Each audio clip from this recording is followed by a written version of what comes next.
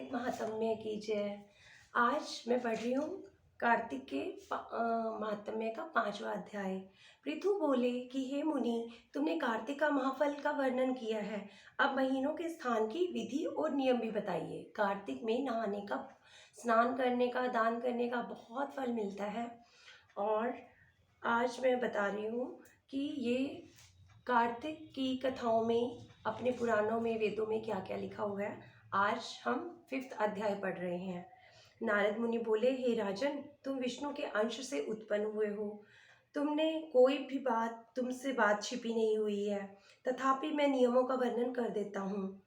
पृथु बोले कि हे मुनि, तुमने कार्तिक का तो महाफल बता दिया है, अब महीनों के स्नान की विधि भी बता दीजिए। तो नारद जी उनको बता रहे हैं कि पृथु को कि वैसे तो तुमसे कोई बात छुपी नहीं हुई, तथापि मैं भी तुम्हें नियमों का वर्णन कर देता हूँ।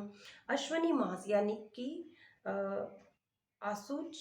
अश्वनी मास में शुक्ल पक्ष की एकादशी से सावधान होकर कार्तिक के व्रतों को प्रारंभ करें और पहर रात्रि रहे तब प्रतिदिन उठें, जल का पात्र लेकर गांव से बाहर उत्तर दिशा को जाएं। जनेऊ को कान पर चढ़ाकर, ये पुरुषों के लिए है कि जनेऊ को कान पर चढ़ाकर उत्तर को मुख करके भूमि पर तृण बिछाएं, सिर को कपड़े से ढक लें, मुख को बंद करना, थूकना और श्वास लेना बंद करके मल मूत्र का त्याग कर दें और श्वास लेना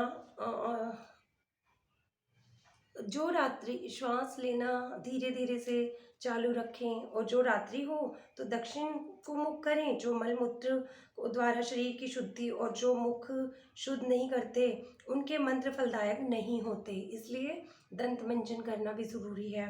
दातुन करना उचित है।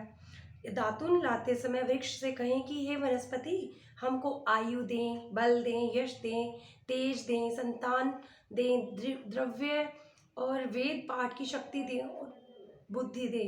इस मंत्र को पढ़कर गूलर आदि किसी दूध के वृक्ष की 12 अंगुल लंबी दातुन लें।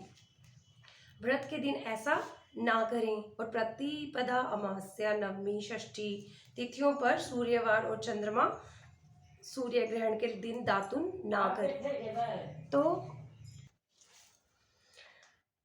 सूर्यवार और चंद्रमा सूर्य ग्रहण के दिन दातुन ना करें। कटेरी, संभालू, कपास, पीपल, वट, अरंड, गंधहीन वृक्षों की दातुन ना करें। शिव के मंदिर में प्रसन्नता और विधि पूर्वक पुष्प, गंध, तांबुल ले जाएं। वहाँ पर भगवान पाद्यादि से स्तुति करके नमस्कार करें और भजन गाएं। देवालय में भजन कीर्तन करने वाले विष्णु स्वरूप होते हैं, इसलिए सतयुग आदि में तप, यज्ञ, दान आदि भगवान को तुष्टि देने वाले हैं। वैसे ही कलयुग में भक्ति पूर्वक भजन कीर्तन मोक्ष देने वाले होते हैं। नारद जी बोले, सीरस, धतूरा, कटेर, मल्लिक, सेम, कनेर के फूल, आक, अक्षतों से विष्णु भगवान की पूजा नहीं होती है। जयकुंद, सीरस, चमेली, मालती, केतकी आदि के फूलों से सूर्य की पूजा लक्ष्मी चाहने वालों को करना उचित नहीं है।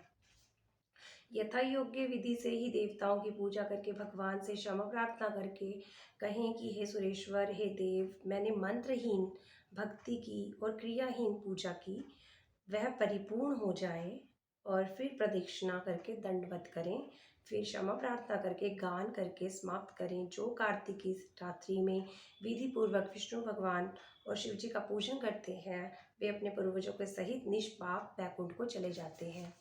बोलो कार्तिक महात्म्य की जय। ये 5वां अध्याय जिसमें विधि बताई हुई है कि किस तरह से कार्तिक के व्रत को शुरू करें।